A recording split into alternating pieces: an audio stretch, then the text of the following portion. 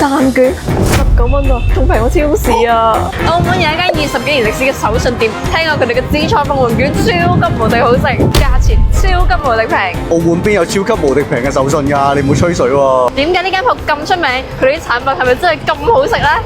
教他蛋卷19蚊咋，仲平過超市啊！你睇下，杏仁條先19蚊咋，鮑魚餸先17蚊。哇，我覺得呢間嘢好適合買嚟做手信咯。我10幾個同事啊，一人買一盒先使100幾蚊就可以搞掂晒咁多人啊！你話幾方便啊？就係、不過覺得平咧係冇用嘅，最緊要味道好食。我冇理由買啲唔好食嘅送俾同事㗎嘛。啱，呢個就係佢哋鋪頭拎過金獎嘅海豐椰絲西餅。拎獎冇用喎，真係好食先得㗎嘛。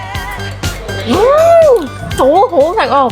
佢感覺好似曲奇，但係比曲奇更加鬆化。重點係佢味道真係好食。你唔好睇佢23蚊就睇唔起佢，佢個味道同質量都係一線嘅水平啊！呢個海豐椰絲西餅我極力推薦。呢個陳皮餅咧比頭先嗰個炸少少，淨係拎咗個銀獎啫。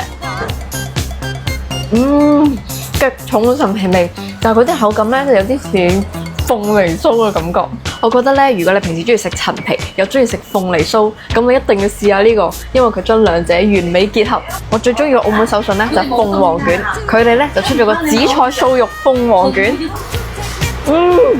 又薄又脆，真係超正咯！大家唔好睇佢28蚊一盒咁平，佢喺紫菜鳳凰卷嘅菜度絕對係一線嘅水平啊！咁巨型嘅禮盒先298蚊啊，入邊有16盒。